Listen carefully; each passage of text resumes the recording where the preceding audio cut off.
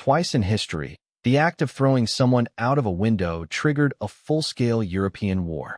The same city, the same building, 200 years apart. And the word for it, most people have never even heard. Prague, 1415. A priest named Jan Hus stands before the Council of Constance.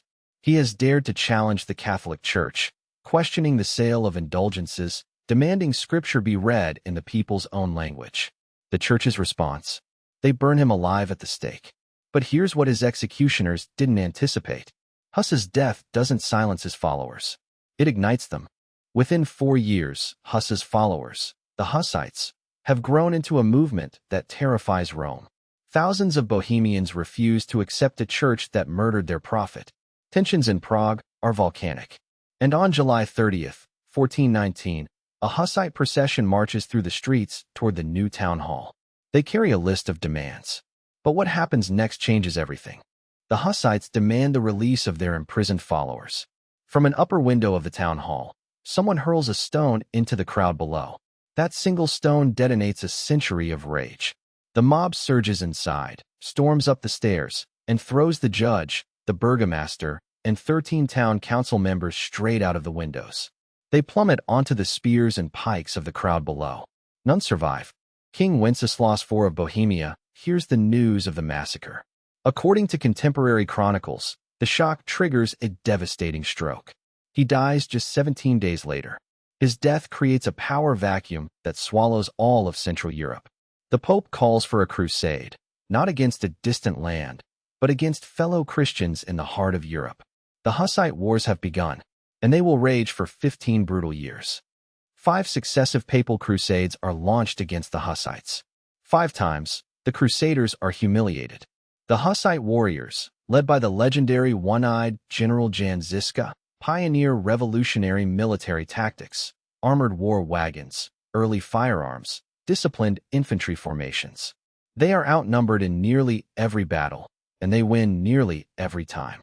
But eventually, the wars grind to a bitter peace. And Prague's windows stay intact for exactly 200 years. By 1618, Bohemia is a powder keg once again. The Protestant Reformation has swept through Europe, and Bohemia's Protestant nobles enjoy certain religious freedoms guaranteed by the Letter of Majesty, signed in 1609. But a new ruler is ascending. Ferdinand of Styria, a devout Catholic educated by Jesuits, and he has no intention of honoring those freedoms. What he doesn't realize is that Prague's windows are about to make history again. On the morning of May 23, 1618, a group of armed Protestant Bohemian nobles arrives at Prague Castle. They are incandescent with fury.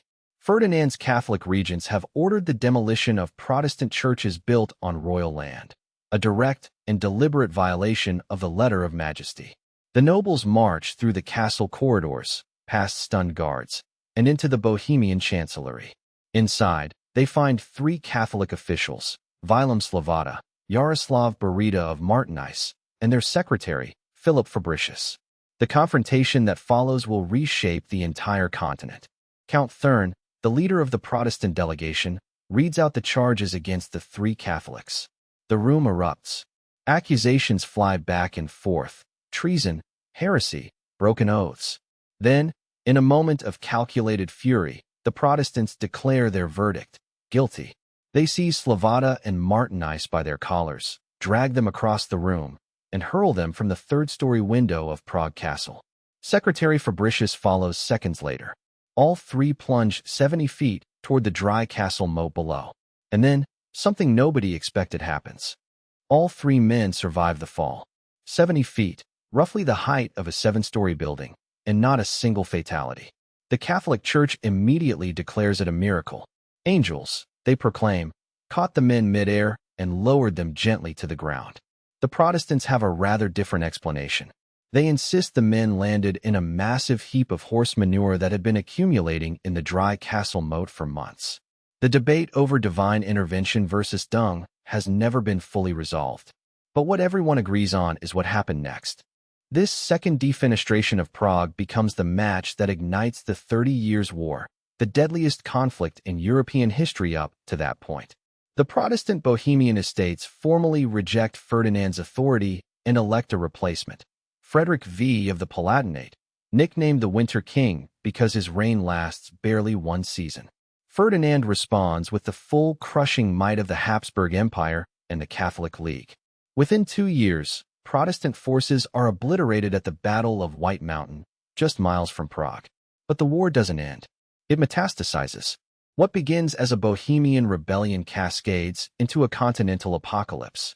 Denmark intervenes. Then Sweden. Then France. A Catholic nation fighting against Catholic Habsburgs, because power has always mattered more than prayer. Spain, the Dutch Republic, Saxony, Bavaria. One by one, the dominoes fall. The entire continent is engulfed. Armies crisscross Germany for decades, leaving famine, plague, and scorched earth in their wake. Mercenary bands roam freely, answering to no one. And the death toll is almost incomprehensible. 8 million dead.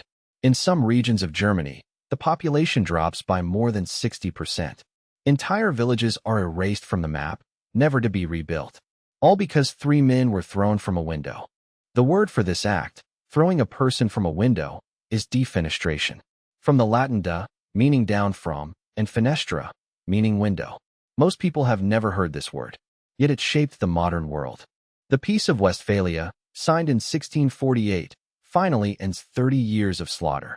And what emerges from those blood-soaked treaties is nothing less than the foundation of the international order we still live under today.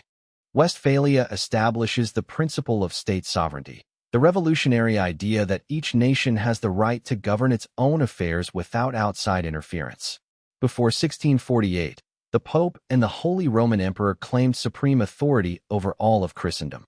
After Westphalia, that claim is dead. The modern nation-state is born. Every border drawn on today's map, every United Nations charter, every diplomatic negotiation between sovereign powers traces its philosophical origin back to these treaties.